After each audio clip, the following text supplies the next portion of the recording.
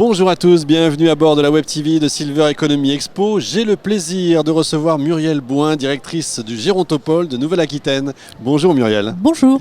Alors qu'est-ce que c'est Gérontopole? Vous avez 30 secondes pour nous expliquer ce que c'est. Alors j'ai 30 secondes, ça va être très court.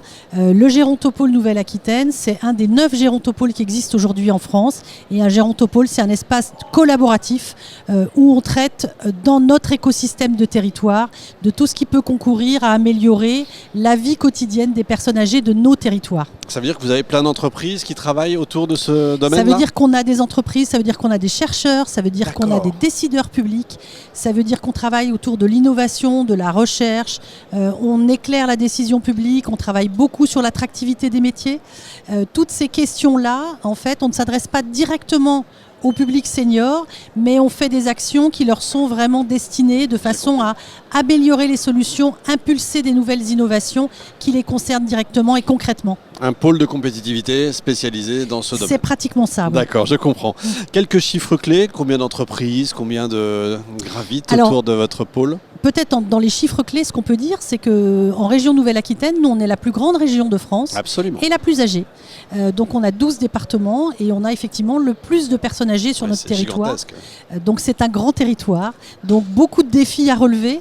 Une transition démographique qui est peut-être encore plus criante qu'ailleurs, mais de belles expertises puisque on vient du Limousin et que dans le Limousin, traditionnellement, c'était vraiment une terre où depuis très tôt les élus ont commencé à réfléchir à cette question de transition démographique en se disant que ça pouvait être une chance et que ça pouvait être créateur de plein d'activités, de plein d'emplois et d'attractivité des territoires. Et je crois qu'on y est aujourd'hui. Une région que je connais bien et que j'affectionne particulièrement. 2021, Annus Horribilis, ou que retenez-vous de l'année ? Alors assez bizarrement, assez contrasté, puisque effectivement Annus Horribilis sur depuis 2020, le champ des décès malheureusement, et puis de cette pandémie qui a arrêté pas mal d'activités et qui a été compliquée pour un grand nombre d'entre nous. Mais ceci dit, un formidable accélérateur aussi de tout ce qui peut être par exemple du numérique, que ce soit la télésanté, que ce soit plein d'actions autour de la lutte contre l'isolement qui passe par le numérique. Je crois qu'on a fait un grand pas en avant et je crois que le public a enfin compris que le numérique ne s'opposait pas à de la présence humaine, mais qu'il était bien là en complémentarité, qu'il pouvait faire des gains de temps aussi et que c'était quand même un formidable outil de lien avec la famille, de lien avec les proches, et ça a été vraiment extrêmement utile pendant cette période très très chahutée. On le répète, le numérique, les robots ne vont pas remplacer les humains tout de suite en tout cas. Non, pas du tout. Et c'est pas du tout le sens de l'histoire. Je crois qu'effectivement, les robots peuvent être vraiment sur des tâches extrêmement rébarbatives, ce qui laissera du temps aux équipes pour faire d'autres choses qui sont bien plus intéressantes. C'est bon à savoir. Alors, votre actualité, dites-moi. Alors nous, notre actualité, c'est qu'effectivement, le Gérontopole de Nouvelle-Aquitaine a été créé pendant ces années de pandémie. Oui. Donc ça a été un peu compliqué, mais ça y est, on y est. Donc le Gérontopole Nouvelle-Aquitaine est vraiment le 9e français. Et on en a profité pour se fédérer au niveau national, puisque là, ça y est, on commence à avoir des liens entre gérontopoles. On échange beaucoup de choses, on collabore, on se fait gagner beaucoup de temps les uns les autres. Et ça, je crois que c'est vraiment quelque chose qui est vraiment important et qui est très efficace dans notre action concrète sur les territoires. Et puis, on va pouvoir aussi porter la voix des gérontopoles au niveau national.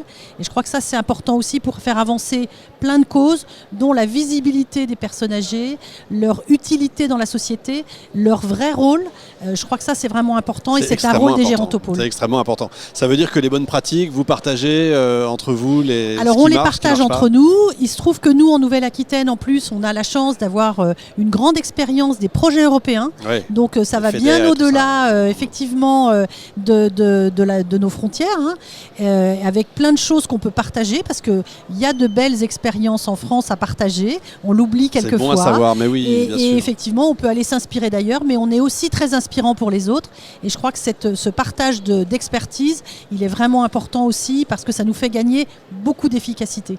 Bon, 2022 approche à grands pas. Il y a une échéance un peu importante, présidentielle. Quelles sont vos attentes pour cette année à venir? Qu'est-ce que vous imaginez qui va changer? Alors, nous, en tout cas, ce qu'on souhaite, c'est que les métiers vraiment du soin et de l'accompagnement soient mieux reconnus, mieux rémunérés. Je crois que s'il y a vraiment un souhait à émettre, c'est celui-ci.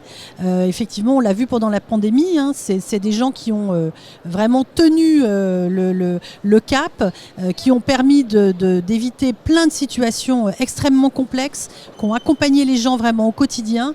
Je crois qu'il est temps de reconnaître que ces métiers-là sont vraiment des métiers de valeur, qui sont des métiers porteurs de sens et qui sont des métiers utiles. Il faut qu'ils soient vraiment rémunérés et considérés à leur juste valeur. La prise de conscience, je pense, existe. Après, effectivement, il faut que ça suive derrière.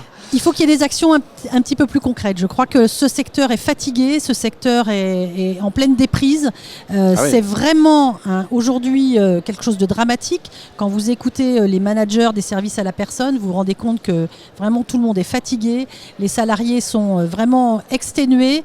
Il faut prendre la vraie mesure. Il faut ramener les jeunes vers ces métiers qui sont vraiment porteurs de sens et qui sont vraiment des très très beaux métiers. Il faut leur redonner l'envie de faire ces métiers-là, mais il faut qu'ils trouvent des perspectives de carrière, une plus juste rémunération et une meilleure reconnaissance du travail effectué. Le message est passé. Merci beaucoup, Muriel. Merci. On vous écoute et ça nous donne envie d'y aller, en tout cas. Voilà. Avec plaisir. Fin de cet épisode en direct de notre Web TV. Retrouvez l'ensemble des émissions sur silver-économie avec un y-expo.com. On se retrouve donc dans un instant avec un nouvel invité.